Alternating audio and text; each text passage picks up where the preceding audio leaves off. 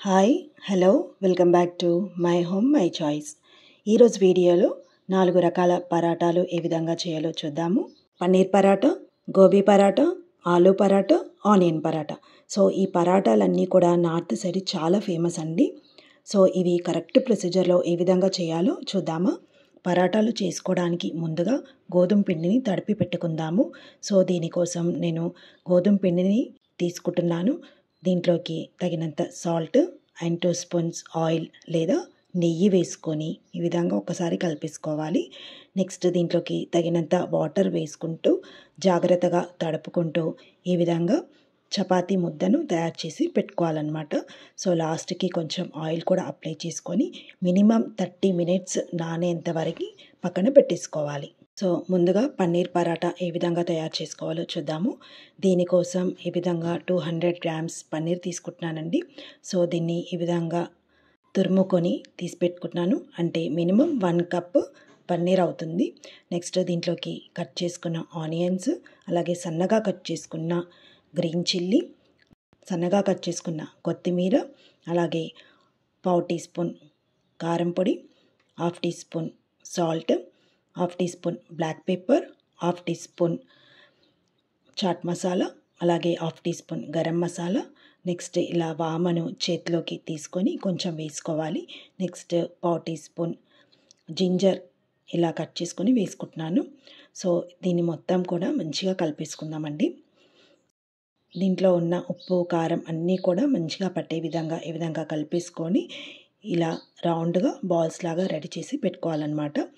So ఈ విధంగా ready చేసి పెట్టుకోవాలి. నెక్స్ట్ మనం తడుపుకున్న పిండిని ఈ విధంగా తీసుకొని లాస్ట్ కొనలను ఇలా ప్రెస్ చేస్తూ ఈ విధంగా గుంతలాగా అయ్యే విధంగా చేసుకోవాలన్నమాట.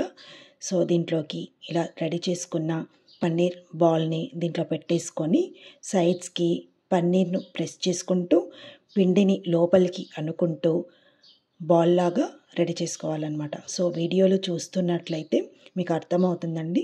సో దీంట్లో ఉన్న పన్నీర్ని దీంట్లోకి లోపలికి ప్రెస్ చేస్తూ చివరన ఉన్న పిండిని లోపలికి అనుకుంటూ ఈ విధంగా రౌండ్గా బాల్ లాగా రెడీ చేసుకోవాలన్నమాట.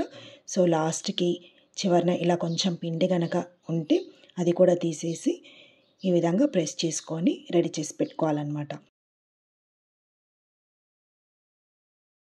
నెక్స్ట్ ఇలా పిండిలో అద్దుకొని జాగ్రత్తగా చేతితో మధ్యలో ప్రెస్ చేస్తూ చివరి వరకు అనుకుంటూ పెద్దగా చేసుకోవాలి. సో కాస్త పెద్దగా అయ్యాక మీరు రోలర్ని యూస్ చేసుకోవచ్చు అనమాట. సో ఈ విధంగా ఫస్టే చేత్తో ప్రెస్ చేసుకోవడం వల్ల ఏంటంటే లోపల ఉన్న మిక్స్చర్ ఏదైతే ఉంటుందో సో అదంతా కూడా ఈక్వల్గా స్ప్రెడ్ అవుతుందన్నమాట. సో ఈ విధంగా రెడీ చేసుకున్న పన్నీర్ పరాటాని వేడి వేడి ప్యాన్ పైన ఆయిల్ వేసుకొని కాల్చుకోవాలండి. ఇలా పరాటాలను ఆయిల్తో లేదంటే బటర్తో లేదంటే నెయ్యితో సో ఏది ఇష్టం ఉంటే దాంతో మంచిగా రెండు వైపులా మీడియం ఫ్లేమ్లో కాల్చుకోవాలన్నమాట. సో చాలామందికి బటర్ చాలా ఇష్టం ఉంటుందండి. సో కాస్త బటర్ ఎక్కువ వేసుకొని కాల్చుకుంటే టేస్ట్ చాలా బాగుంటుంది. ఇలా రెండు వైపులా కూడా కాల్చుకొని సర్వింగ్ ప్లేట్లోకి తీసుకొని ఇలా పెరుగుతో టేస్ట్ చేస్తే చాలా బాగుంటుంది. మన పన్నీర్ పరాటా రెడీ అయిపోయింది. నెక్స్ట్ పరాటా చూసే ముందు ఈ వీడియోకి లైక్ చేయడం మర్చిపోవద్దు.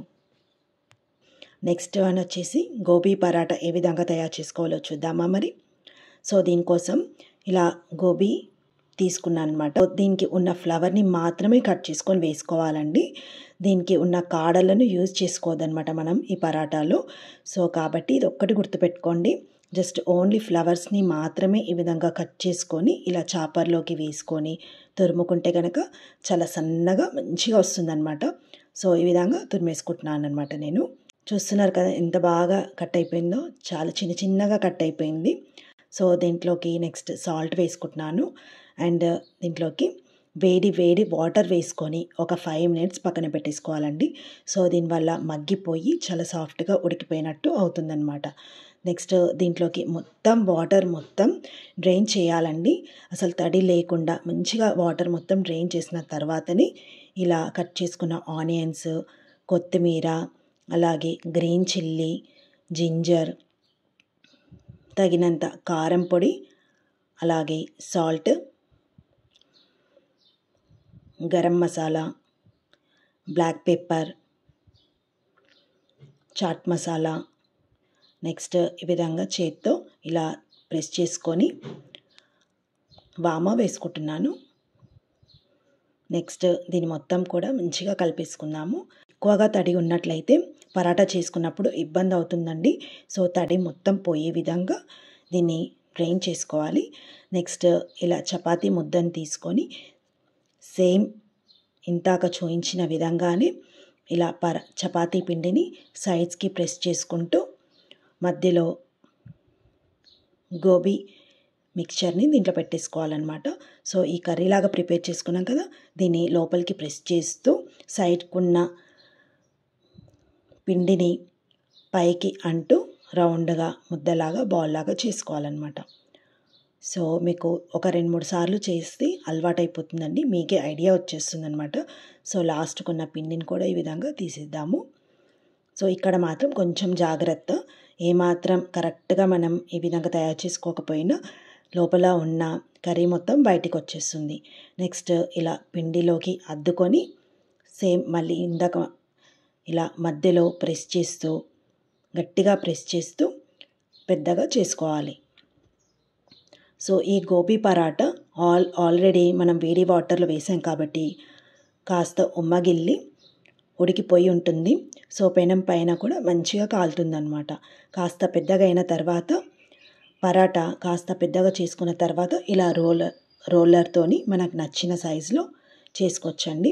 సో దీంట్లో ఉన్న కర్రీ బయటికి వస్తుంది అనే టైంలో మీరు చేసుకున్న సైజు ఆపేస్తే బెటర్ అండి, లేదంటే చినిగిపోయే ఛాన్స్ ఉంటుందన్నమాట.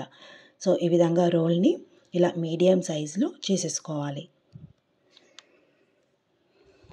ఇలా చేత్తో ఒత్తుకున్నాం కదా, సో అందుకని కర్రీ కూడా సైడ్కి మొత్తం కూడా మంచి ఈక్వల్గా స్ప్రెడ్ అయింది. నెక్స్ట్ పెనం పైన ఇలా ఆయిల్ వేసుకొని జాగ్రత్తగా పరాటాని వేసుకోవాలి. సో 2 సైడ్స్ కూడా మీడియం ఫ్లేమ్లో కాల్చుకోవాలన్నమాట. దీనికోసం నెయ్యి వేసుకుంటున్నానండి. సో ఇలా నెయ్యి అయినా వేసుకోవచ్చు, బటర్ అయినా వేసుకోవచ్చు, అలాగే ఆయిల్ అయినా వేసుకోవచ్చు.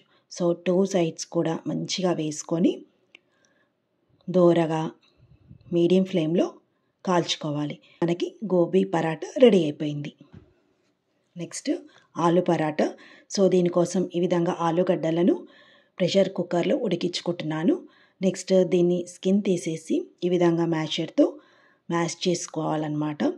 నెక్స్ట్ దీంట్లోకి కట్ చేసుకున్న ఆనియన్స్, కరివేపాకు, కొత్తిమీర, కారం పొడి, సాల్ట్, గరం మసాలా, చాట్ మసాలా, కొంచెం పసుపు వేసుకుంటున్నాను. సో మీకు ఇష్టం ఉంటే వేసుకోండి, లేదంటే లేదు.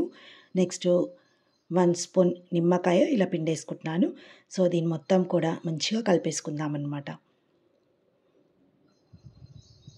సో ఇలా రెడీ అయిపోయింది కదండి.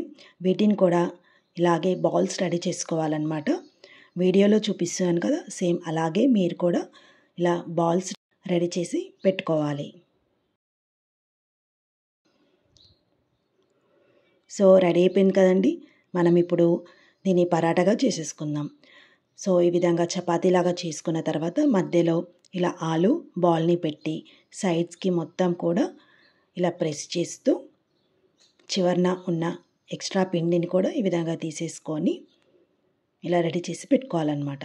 సో దీన్ని కూడా ఇలా రోలర్తోని కాస్త పెద్ద సైజ్ వచ్చే వరకు రోల్ చేసుకోవాలి. నెక్స్ట్ ఇలా వేడి పెనం పైన వేసుకొని 2 సైడ్స్ కూడా ఇలా ఆయిల్తో లేదా బటర్తో లేదంటే గీతో మంచిగా దోరగా లోపల కూడా ఉడికే విధంగా మంచిగా కాల్చుకోవాలండి. సో 2 సైడ్స్ కూడా మీడియం ఫ్లేమ్లో కాల్చుకుంటే మన వేడి కమ్మనైన ఆలు పరాటా రెడీ అయిపోయింది. సో దీనిపైన చీజ్ని ఇలా వేసుకొని బటర్ వేసుకొని తింటే చాలా బాగుంటుంది. ఫైనల్గా మన టేస్టీ ఆలు పరాటా రెడీ అయిపోయింది. Next onion paratha. ఇది చాలా అంటే చాలా ఈజీ అండి. జస్ట్ దీనికోసం ఈ విధంగా ఆనియన్స్ వేసుకుందాము.